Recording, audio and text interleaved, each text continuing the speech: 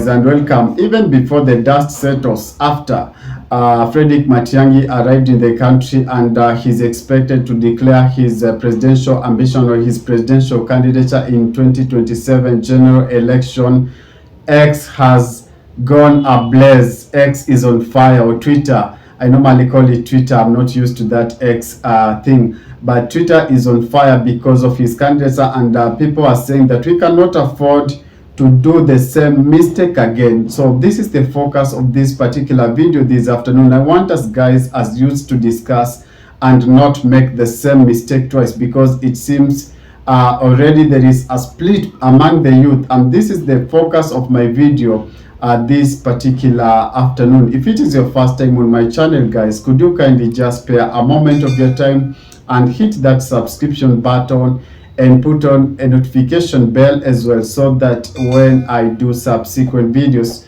you'll not miss out. I'll begin this particular video with this tweet from Miguna expressing his displeasure towards Frederick Okengo Matiangi candidacy. The tweet reads, the headline of the tweet is "Not fit to hold public office." That's according to Miguna. He said that Matiangi is not fit to hold any public office. I'll proceed to read the tweet. The tweet reads, Frederick Okengo Matiangi blew up my house with explosive on 2nd February 2018. Matiangi abducted me, detained me in Communicado, and tortured me for 6 days in February 2018 and for 3 days in March 2018. That is Miguna expressing his displeasure, expressing his opposition towards Frederick Matiangi candidature. He also said Matiangi illegally confiscated my valid Kenyan passport and punched holes in it. Matiangi physically assaulted me, injected me with poisonous substance, and flew me unconscious to Dubai without a passport. Those are the events, or those are the misfortunes that befell Miguna when he decided to sow in Baba in 2017 general election. Remember, Baba claimed to have won that particular election, and he said that Uhuru Muigai Kenyatta stole his victory.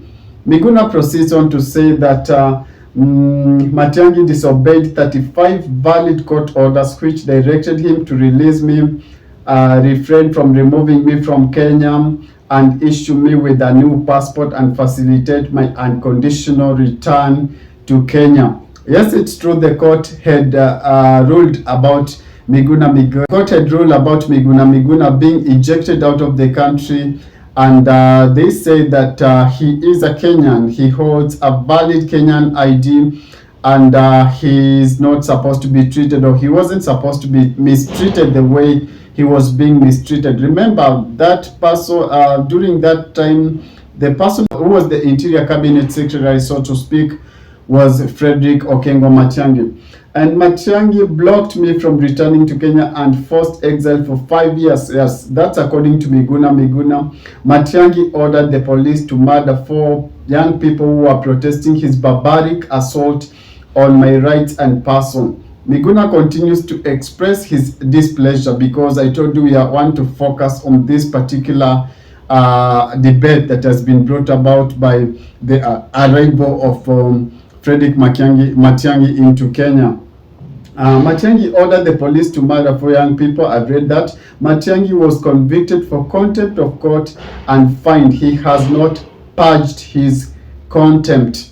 Miguna proceeds on to say that on December 14, 2018, Justice Chacha Mwita ruled that Matiangi had abused his office and violated my constitutional rights, and ordered him to pay restitution he has not paid. Remember, Matiangi was supposed to pay Miguna some amount until now, or restitution of forced excommunication from Kenya, but he's not paid. So lawyer Miguna has a total disagreement, or has a beef with Matiangi, to speak, and he's saying that the guy is unfit to hold office. Remember yesterday I did a video regarding the same, and I said that the Gen Z are divided, are not divided, but the Gen Z had already made up their mind that they are going to back up Okiya Omtata and Maraga. They said either way, any of the two, if he chooses to come forward and present his candidature, that's the best ticket, because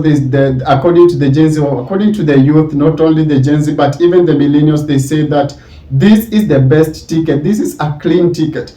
And they say there is no problem opposition uniting with them, but opposition should unite behind them, not them uniting behind the opposition. In other words, they say the candidate the youth are going to bring forward is the candidate that the opposition should back. We have no problem with the opposition backing our candidate, but we have a problem with our candidates backing the opposition, because it will be a continuation of the same. It will be a continuation of the current ills that we've been experiencing in our country, of the same dynasty rule that has been taking the young people of the country hostage. So the youth are saying that it's time we think different, we relook our strategy, and that strategy fits in with a pair tick or a ticket of Maraga and Okiya Omtata. If backed with opposition, then they believe that the president is going to have, or the current president is going to have a hard time in 2027 general election. I don't know, as young people, as youth, what's your position, or what's your view regarding this? Because currently, as I see and as I read so many tweets on Twitter that I cannot display on a screen, it shows that the youths are saying no to the candidacy of Frederick Matiangi. They have a beef to chew with him. They are claiming about the Rivayala issue. They are saying a lot about baby Pendo issues, and they are saying that Matiangi is not a replacement for one Ruto. They say that they should look for fresh blood, new ideas, and bring the new ideas on board. Before I sign out, if it is your first time on my channel, guys, could you kindly just spare a moment of your time and hit that subscription button and put on a notification bell as well, so that when I do subsequent videos, you'll not miss out. Adios, ciao, ciao.